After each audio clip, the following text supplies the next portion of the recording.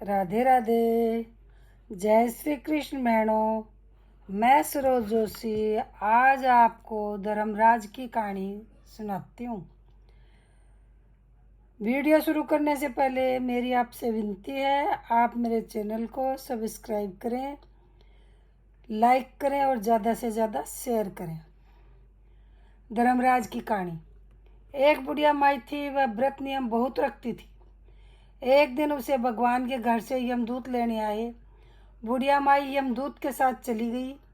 आगे गहरी नदी बह रही थी। बुढ़िया माई डूबने लगी। तब यमराज ने पूछा, माई गाय दान की है क्या? तब बुढ़िया माई ने ध्यान किया तो गाय माता उपस्थित हो गई।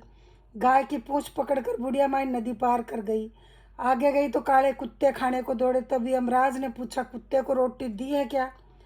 बुढ़िया माई ने मन में कुत्ते का ध्यान किया तो कुत्ते चले गए। आगे चली तो काले कुएं बुढ़िया माई को चोंच मारने लगे। यमराज ने कहा, ब्राह्मण की बेटी को सिर में तेल लगाने को दिया कि नहीं? बुढ़िया माई ने ब्राह्मण की बेटी को याद किया। कौओं ने चोंच मारना छोड़ दिया। आगे गई तो पैरों में कांटे चुभने लगे। यमराज ने कहा, चप्पल दान की है क्या?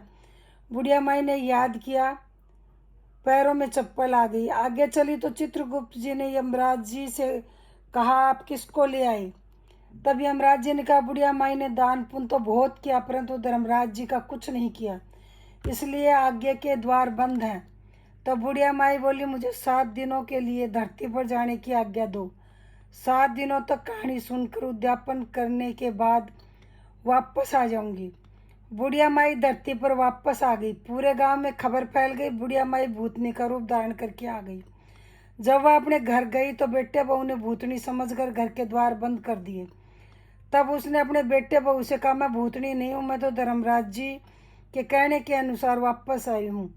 मैं नियमानुसार प्रत्येक दिन धर्मराज जी की कहानी सुनकर उद्यापन करके वापस परलोक को चली जाऊंगी।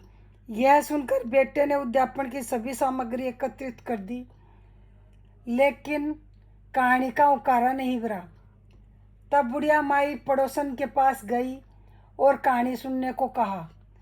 पड़ोसन ने कहानी सुनी और उकारा भी दिया। बुढ़िया माई ने 7 दिनों के पश्चात कहानी सुनकर उद्यापन किया और सभी सामान दान किया। तब धर्मराज जी ने बुढ़िया माई के लिए धरती पर विमान भेजा।